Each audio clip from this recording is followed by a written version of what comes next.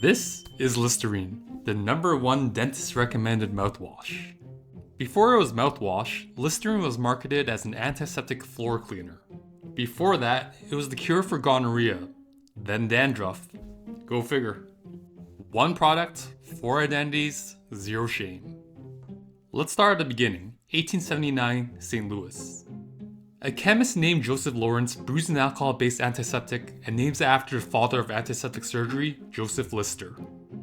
It flops for decades. Floor cleaner, gonorrhea cure, dandruff remedy, nothing sticks. Then, in the 1920s, the company makes one of the greatest marketing moves in human history. They find an obscure 19th century medical term, halitosis, dust it off, and run ads telling people that their breath was destroying their relationships, their careers, and their marriage prospects. Before this campaign, bad breath wasn't considered a social disease.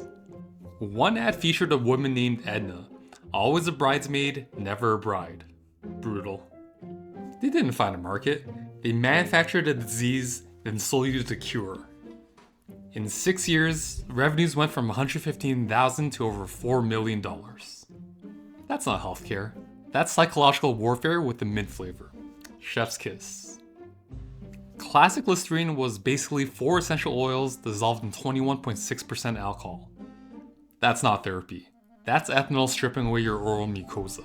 Good stuff, bad stuff, a neutron bomb doesn't discriminate. A 2024 study found that daily use was associated with esophageal and colorectal cancer.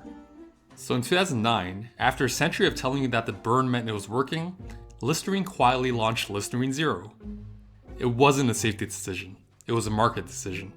Muslims don't consume alcohol. Recovering alcoholics don't want it in their mouthwash. Dry mouth patients can't tolerate it. Now let's talk about what mouthwash actually does and doesn't do. The bacteria causing bad breath produce volatile sulfur compounds. CPC suppresses those bacteria. Zinc ions neutralize sulfur. Combined, they work. For about 3 hours. So that all-day fresh breath on the label is technically accurate if your day is 3 hours long. Whitening. This is where it gets insulting. Whitening mouthwash contains 1.5% hydrogen peroxide. That's placebo territory. And the cherry on top? Crest Pro-Health, a whitening mouthwash, was sued because it was staining people's teeth brown. So what's actually worth using? Chlorhexidine, the prescription stuff. Genuinely effective, designed for 2 weeks maximum for specific use cases.